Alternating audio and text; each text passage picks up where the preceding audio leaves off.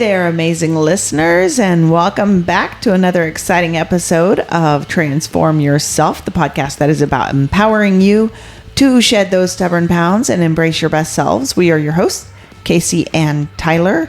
We have lost a collective 130 pounds. We use the 4 M's of fitness: mind shift, meal shift, micro habits, and muscle building to create attainable and sustainable approach to weight loss. So, whether you are a fitness enthusiast, a beginner, or maybe you're just curious about making positive changes, Transform Yourself is your go-to source for inspiration, information, and a good dose of motivation. And today we are deep diving into something that has shaped every one of us, whether we realize it or not. We are talking about body image through the decades. Now, we are starting with the 70s. And the reason we are is because my clients are typically women in their 40s and 50s, some of them in their 60s. So we're going to start with... They still remember that. Yeah. I mean, I was born in 1975. You do the math on that. 49. I'm almost 50. And we are going to go from the stick-thin ideal of the 70s to today's conflicting messages of body positivity, and a little bit about weight loss injections and how our culture has sent women into wave after wave of expectations and shames and trends and contradictions. And so, everybody who's in their 40s and 50s and 60s, you've lived through all of that. I mean, we've seen the grapefruit diet. We've done the thigh blaster tapes. Diet. We've watched the celebrities age backwards on our screens. And have you seen I think it was a diet from like Marie Claire in the 60s or 70s. I think it was one of those kind of women magazines. Okay. Where it was like a glass of white wine, 1 piece of burnt toast. I mean, I 100% believe that was a diet. Crazy like that. Yeah, absolutely. I think there was like a burnt toast diet at some point. Yes, because I think at one point everyone thought burnt toast was the bee's knees. Like, why? I guess because the only thing I could even begin to think is the char is just carbon. I don't know. And so maybe they thought it was like detoxifying or doing something like who that. Knows? I don't know. Anyway, somewhere along the way of your youth or teenage years or 20s, somewhere along the way, along those decades, right? You started asking yourself things like, what's wrong with my body? And here's the truth. I'm still asking that question. I'm 42 and I'm still asking that question. Here's the truth. It was never your body. It was the culture. It's the programming, the relentless pressure to, look younger and stay small physically and emotionally and energetically. And here's the deal. We are going to take you through a little bit of a journey, decade by decade. And we're going to pull back the curtain so you can see where your beliefs that you now hold, where they were planted, because that is where a lot of your thoughts and beliefs were planted. And some of those thoughts and beliefs that you now have are holding you back. So let's talk about where those originated from and how they still might show up in your daily life. And most importantly, how to break free from those beliefs and thoughts for good. So grab that coffee or throw on your walking shoes and put on your headphones. So let's go on a little journey through the decades and let's get into it. So the 1970s. Yeah, I wasn't alive, so I can't comment.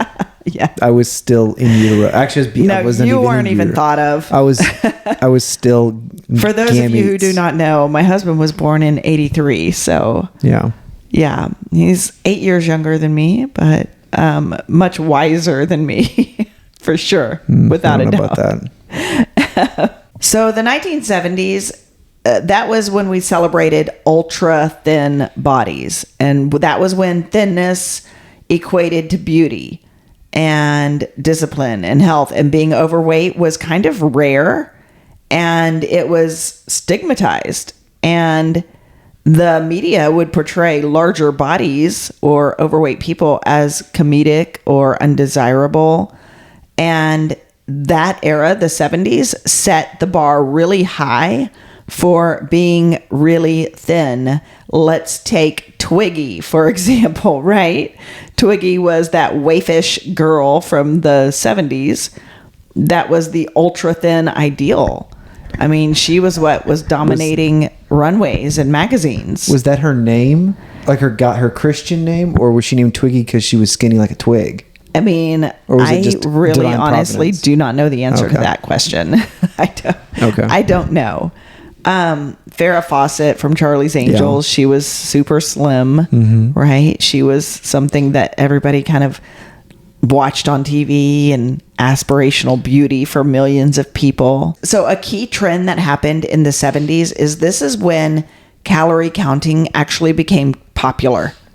That's interesting. Yeah. So calorie counting became popular in the 70s because people were chasing this thin idealism. Fashion magazines and the television that was glorifying the slim figures, they were mocking the larger bodies. Media rarely showcased the diverse body types. They just kind of reinforced the idea of super thin meant beauty. The 70s is where like the grapefruit diet, later like the late 70s is the intro of Slim Fast. Remember the Slim Fast diet? You drink a shake for breakfast, a shake for lunch, and a sensible dinner. I mean, and I think they showed like a salad for dinner. Can you imagine a shake for breakfast, a shake for lunch, and a salad for dinner? And I honestly do not know because I haven't looked at the back of a Slim Fast can. I think they're like 200 calories. Are they around 200 calories? I have no idea. I don't remember, but I would imagine that diet would put you at around 800 to 1,000 calories a day. Of course, people were losing weight on it. I mean, but if you're drinking a shake for breakfast, drinking a shake for lunch, by dinner you would probably ready to murder somebody. I mean, yes, because you were hungry 11 minutes after you finished each one of those. This is true. And then have you ever had a Slim Fast shake? Yeah. You have? Yeah, when I was in college. Did you try the Slim Fast diet when you were in college? I didn't do that, but I did. But they had, because in college I was pretty avid into weightlifting. Okay, and that was one of the. I don't know. Looking back, it's like, man, there's so many better things I could have done. But I would buy low carb Slim Fast because it had more protein than the high protein one. Oh. And I would because I commuted to college every day. I didn't like where I lived was about 45 minutes from the college. And so that was just part of like my go bag every day. All right. And the 70s was also when age invisibility kind of began. And so women over 40 were rarely represented in fashion magazines or beauty or fitness ads unless it was for a wrinkle cream or something menopausal related. Women over 40 were just not represented as beautiful. And so the message that we all took away from that, whether you were, I mean, in the 70s, I was born in 75. So I was, 4.5 or whatever, 5 at the very end of the 70s. You might have been older at that time. You might have been 10, 12, during the 70s. There was very little emphasis on functional fitness. Working out was about shrinking, not about building. This is when figure salons were a thing. Figure salons. What's a figure salon? A figure salon was where they would have those vibrating belt machines. I was about to ask if those were still around. Yes. So they had I remember going to a YMCA that had a vibrating belt machine. The thing that's strapped around your waist and just like kind of vibrated. Yeah. And women would go to these figure salons where there were vibrating belt machines to shake their fat off of themselves. Is that the entire premise? Yeah. I mean, here's the deal. Obviously, it doesn't work. Did it move your body? Yes. Might it have burned a few calories? Sure. I mean, yeah. But, oh my goodness. An inconsequential amount, if any. Oh, wow. Yeah. So sad. But, I mean. That's so... I guess we have the benefit of looking in hindsight and having, what are we going to look at in 50 years from now and laugh at that we're doing now? Oh, where do you want to start? It's like, oh, they typed on computers with their hands. They didn't just integrate with their brain. Right. That's true. Good point. You know, like, or it'll be the opposite. It'll be, oh, they had computers. It was before the war. And now here we are trying to survive the cockroach attacks. Maybe. Hopefully not. So in the 70s, the message that we're all getting from our childhood, you know, in the 70s is, you know, stay small, stay quiet, stay young. Aging meant that you were going to be invisible at one point. And if you were not dieting, you were letting go of yourself, right? If you weren't super thin, you were letting go of yourself. Here's the reality. Obesity rates in the 70s was around 14% for adults. Yeah. 14%, y'all. So that is actually very low compared to today. Yeah. But I bet you if you go back like 20 years or 30 years earlier than that, it's probably significantly higher. And by me saying that, I'm not saying the message that was being given was right. What I'm saying is that the messages were actually part of the problem that created part of our obesity epidemic. I really believe that. I believe the messaging that we allowed during that time was part of the problem. So what you're saying is the obsession with being skinny, kind of like being skinny at any cost. Yes. Was basically laying a foundation for problems.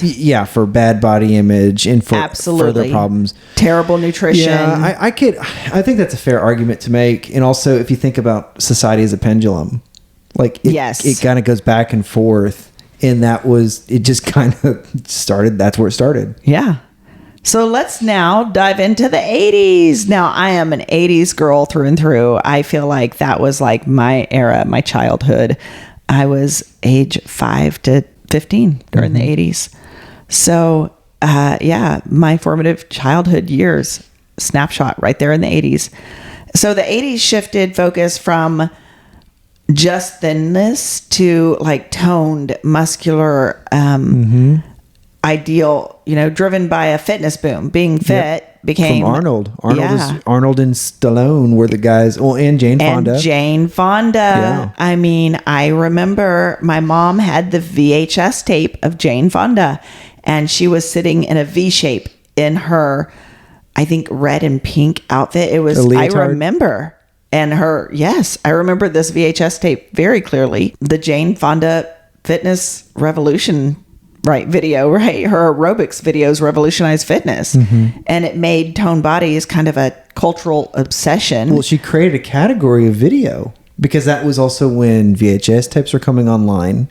And she basically created a category of at-home fitness tapes. If you ask anyone today, it's that or Billy Blanks. That's it. Yeah. I mean, I did love some good old Billy Blanks back in the day. Yeah. That was not in the 80s. That was more of the 2000s that I was doing that.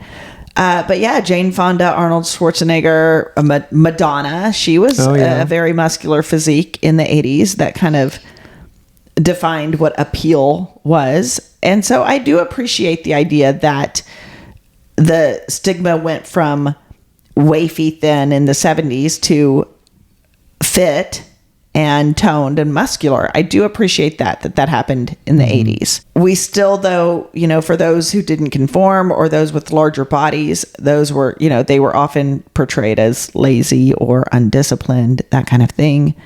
The fitness boom happened with gym memberships and, Bally's Total Fitness. By the way, if anybody does not know this, my very first group fitness job, my very first fitness job ever was at Bally's Total Fitness, which no longer exists. I don't believe it exists. If it exists, I don't know where. Yeah, I wouldn't be surprised if someone didn't own it, but yeah, they aren't everywhere like they used to be. Right. I remember those commercials in the 90s. They were very sexy. Yes, the Bally's Fitness commercials were very sexy. Yeah.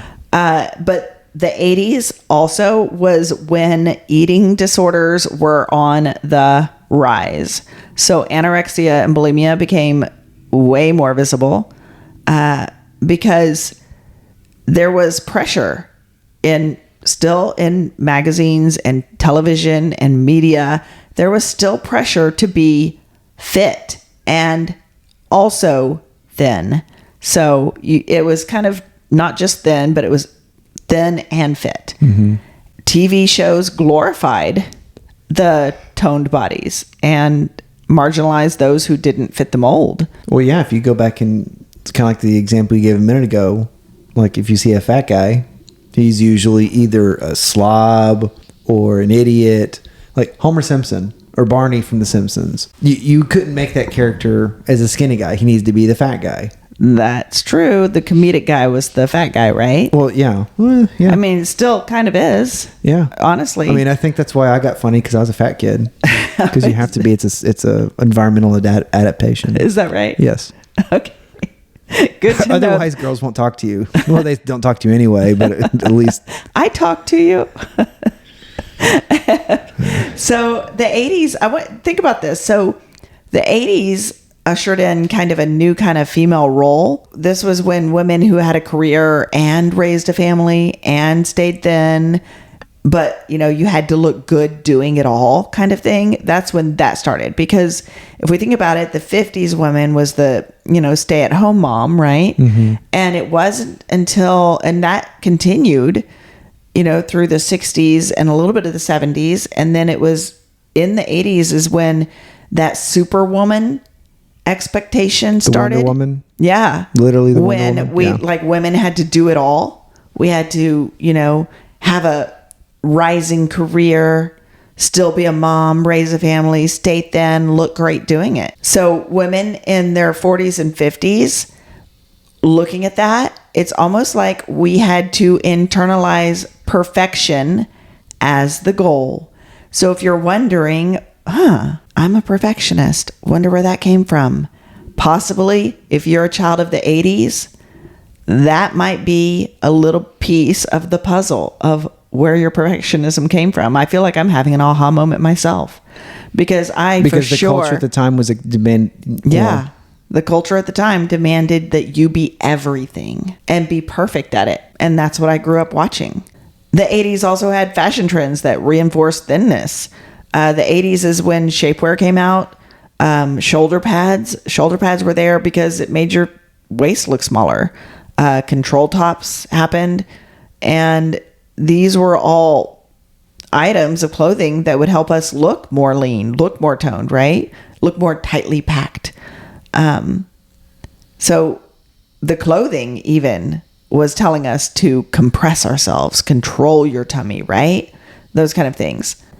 Also in the 80s, the low fat diet is a fad or was a fad. It was low fat everything. And this is when our fear of certain types of food happened. And the snack wall cookies were popular.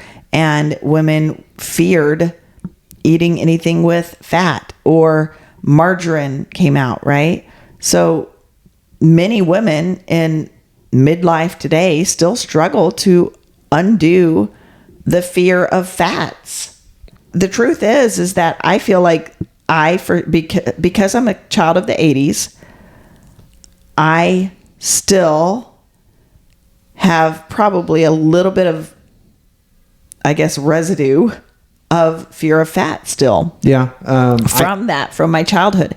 I mean, I know that fat is not bad. I know there are healthy fats and unhealthy fats, and I understand that. And I have done a deep dive into nutrition, but I can tell you that if you look at my recipes, many of them are low in fat. Now, the reason I make my recipes low in fat, however, is because fat is 9 calories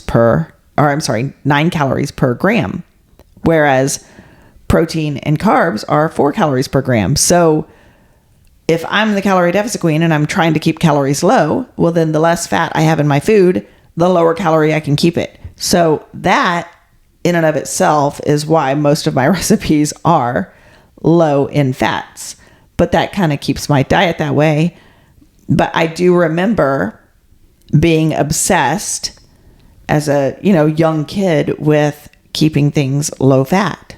So the message that we women over 40 in our 50s, 60s maybe had is during the 80s is to stay in control, be a superwoman, hustle hard, don't slow down, don't look soft or tired, and don't look out of shape.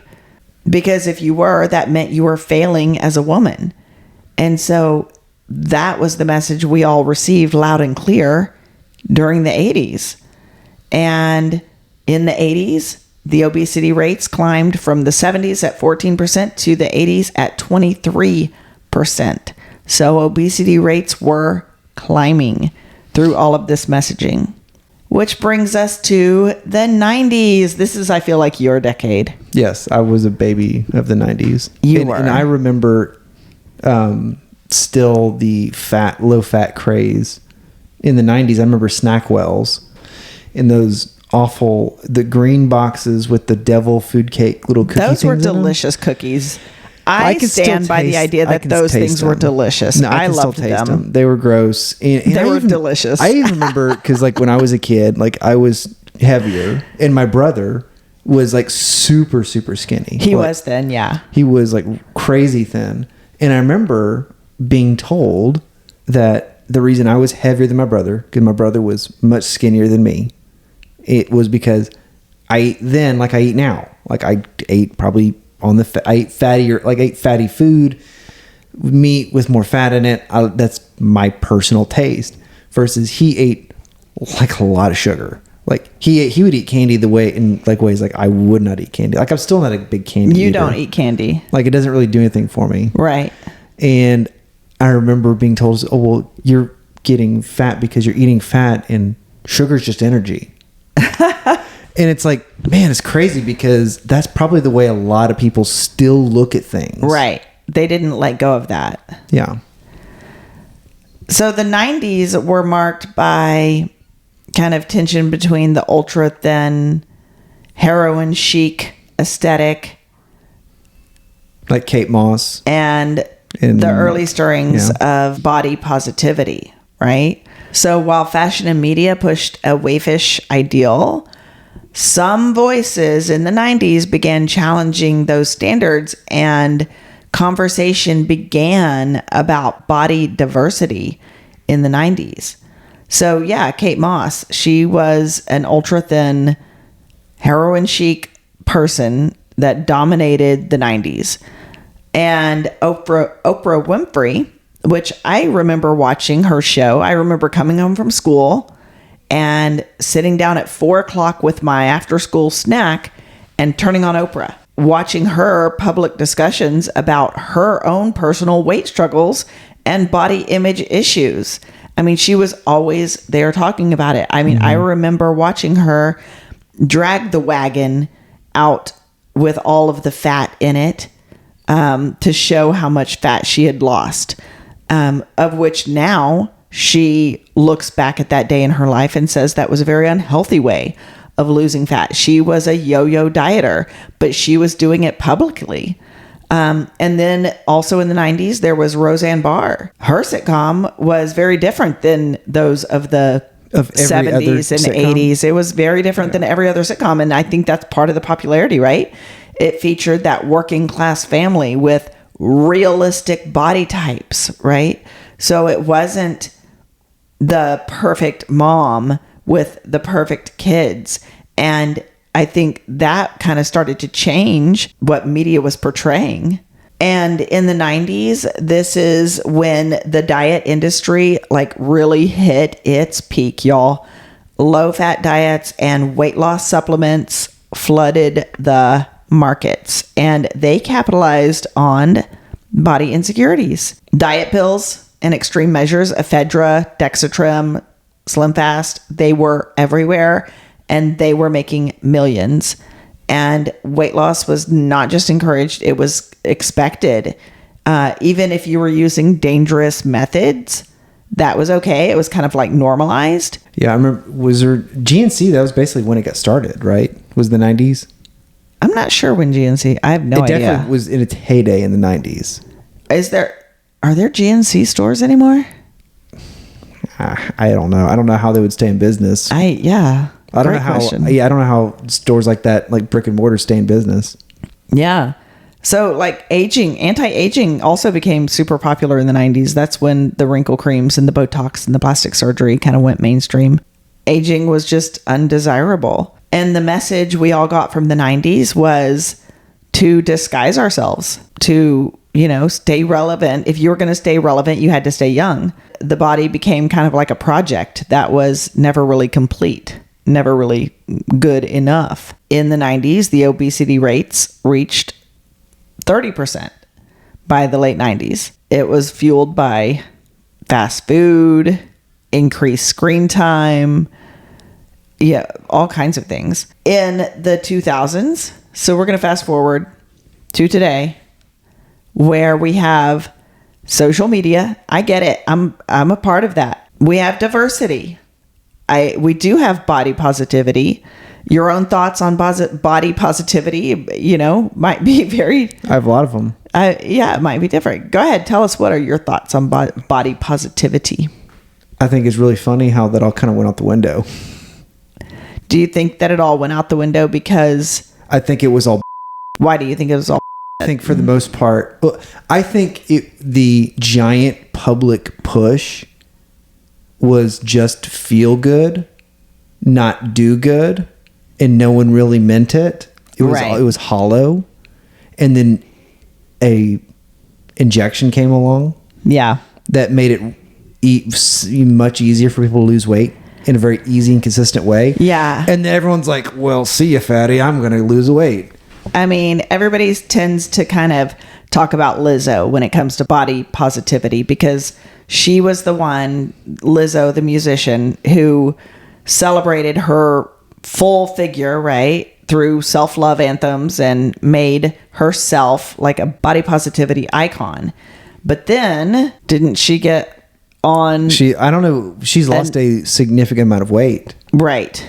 Through a GLP-1. Yeah, I'm sure. I mean, I don't follow her that close. And now, I think the body positivity has kind of gone out the window for her. I think it's gone out the window of society in general. Now, to be clear, I don't think you should be cruel to people that are overweight. Agreed. I'm not saying that. I'm not saying you should. Agreed. You should accost or demean or belittle them. For sure. But I also think looking at a person that is hundreds of pounds overweight and pretending that they're perfectly healthy and perfectly fine is doing them a massive disservice. Right.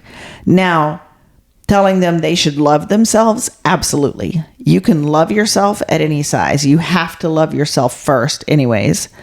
But telling them they are healthy at any size, I think that's, I agree that is dangerous. I think that's actually, that's wrong. I think that is, God, what was it called? Malicious positivity? I have not heard this statement. Yeah, it's like you're being positive, even though this is a situation where you're reinforcing a bad lifestyle, bad behavior. It'd be like, oh, buddy, like a little bit of meth isn't going to hurt you. Everyone slips up, and okay, yeah, you lost your house and your family, but it's buddy, love yourself. It's fine. Plus, also, like, I don't think the body positivity thing really flew in the male world. I don't think it really flew for dudes. Yeah. I don't think it's not that it didn't fly. I don't think anyone really cares. Like, no one's going to come and give you a hug. And it's just different. Never mind. I'm just going on, but it's okay. Social media influence became a thing. Platforms like Instagram, TikTok kind of showcase the diverse bodies, right? So there are people on, Instagram and TikTok that are overweight, obese, and have quite the following, based on their own talents and what they can showcase. And then there's also people who showcase their six-pack abs every day on Instagram.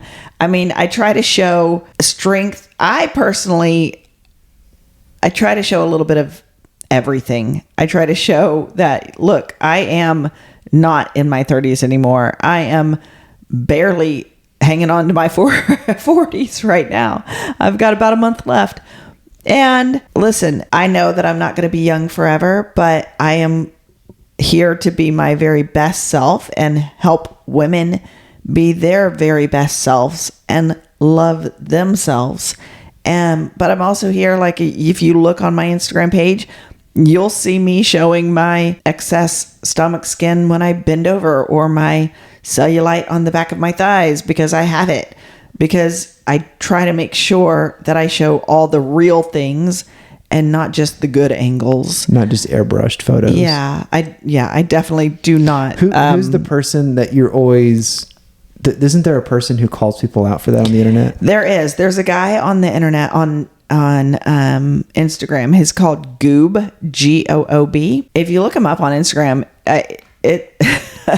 he calls fitness influencers out constantly for lying. One way or the lying other. To the audience. In other words, they're taking their photos in the gym and then they are manipulating the photos to make their waist thinner, or their butt bigger, or their arms smaller, or their muscles, the biceps bigger. And he looks into these photos and can basically show you, like, oh, look, that's weird. The wall's bent. Like, that shouldn't happen. I do not edit any of my photos at all. So I would never even think to do that, because I can't imagine trying to take a photo of myself and then make myself look thinner and then tell people I did exercises to get that way when it's a lie. Well, and I mean, that's so much content. So awful. Why would people do that? Well, it just doesn't even make sense to me. I can't comprehend it. I can't imagine doing that. They feel self-conscious about themselves. I guess so, but I don't know. But go watch. That seems crazy. Goob's page is kind of fun to check out and see. And it's some of these people, by the way, are like they look amazing. They look incredible. I mean, most of the people who edit their photos don't even need to edit their photos. So they all need Mind Shift. They all need the First Dim and Form Fit, so they can just come talk to me when they're ready. Moving on. So with the rise of Instagram, it was all about kind of the perfectly posed bodies, right? And the highlight reels and the Fitspo trend and all of that. And women weren't just comparing themselves to magazines, and women weren't just comparing themselves to the women they saw in television shows. Now women are comparing themselves 24/7, not just to celebrities, but to everyday moms on Instagram and TikTok. I want you to compare yourself to your yesterday self. That's who you should compare yourself to. Like, the only person you ever need to compare yourself to is who you were yesterday. And are you better today? And that's it. And that's who we should be comparing ourselves to. Yeah, I know. I said it in my vows. Did you? Oh, you did. You said it in our wedding vows. Mm-hmm. Wow, look at us now. Think about that.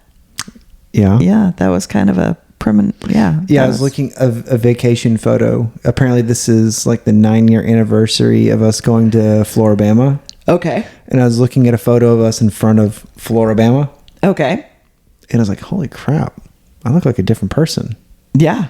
Because that was the vacation where that weird Asian guy told me I looked like fatter Blake Shelton. He did. At the bar. He did. He said to my husband while I was sitting there that you look like fat Blake Shelton. Yeah, I was like, I don't.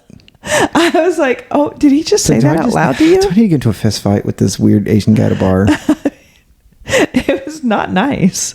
I don't know. It was weird. Anyways. Yeah. Well, he didn't say it exactly like that, but I think he was trying to be. I don't remember. That was a long time ago. In the 2000s, obesity rates went up to around 40%. At this point, here we are in 2025, and I believe obesity rates went all the way up to almost 50%. We weren't exactly at 50% yet, but I believe for the first time in many decades, the obesity rate started to decline. Now, I believe the decline in the obesity rate, though, has to do with the injections, has to do with I think so too. GLP-1s being so widely available to the mass, of which is, listen, GLP-1s, Ozempic and Mounjaro and Wegovy and all of that, that is not magic, y'all. It just makes you less hungry. Making you less hungry. It is changing a habit of yours, of which means you are reaching for less foods. But if that is the only habit you are changing, reaching for less food, eating less food, then sure, you're going to lose weight because you're going to be in a calorie deficit. You must be in a calorie deficit to lose weight. But if you're not changing any of your other habits along with it, well, you're going to be on Ozempic the rest of your life. That's right. Because you're going to murder your metabolism. But we have a whole podcast about that. That's the topic for a whole Riding the wave. What is that one called? I don't remember. The Wegovy wave. That's not what we called it, but maybe that's what we should have called it. Scroll backwards is what I will say. So from the ideals of the 70s, embodied by Twiggy, the body positivity change by Lizzo today, and listen, American views on body images have undergone quite the transformation. Yet, our obesity rates have climbed since the 70s. I am hoping that at this point, in 2025, we can take all of those things that we have learned and we can take and know that it's not about a certain macro. It's not about fats or carbs. We didn't even talk about the low carb craze. It's not about that. It's about us trying to become a better self. It's about us comparing our now self to our yesterday self. It's not about perfection. It's about progress. It's about consistency. And it's about loving yourself so that you can work towards a better self for your future. That might mean balancing inclusivity with well-being. And so many of you might be listening to this and thinking, man, I've spent 20, 30 years trying to, be thin or get the perfect body, or the power is there and it is within you to just work on being a little bit better every day. And we do that through using the 4 M's of fitness. And that is how Tyler and myself have really changed our entire identities and changed our lives for the better, is through using mind shift, meal shift, micro habits, and muscle building. And if I didn't truly know that it works and see it happen with my one-on-one clients or see it happen with so many of the group coaching clients, it's such an amazing job to have, because I know that we're doing fat loss the right way and the sustainable way, and in a way that doesn't feel overwhelming, in a way that doesn't feel restrictive, in a way that doesn't make you hate yourself. It's in a way that makes us sit back and say, wow, I really wish I could have known all of this years ago. So if you are a woman in your 40s, 50s, or 60s, and you're still holding on to any of those idealisms from the 70s, 80s, 90s, or even 2000s, it's time to let go of those. Maybe create a new strategy, a new plan for yourself. Feel free to head to thecaloriedeficitqueen.com. You can contact me there. You can go to the coaching tab there. There are some awesome low-calorie cookbooks there. I appreciate you joining us for another episode of Transform Yourself. Don't forget to hit that subscribe button, leave a review, share the love. And until next time, keep shining, keep smiling, and keep transforming yourself. Adios.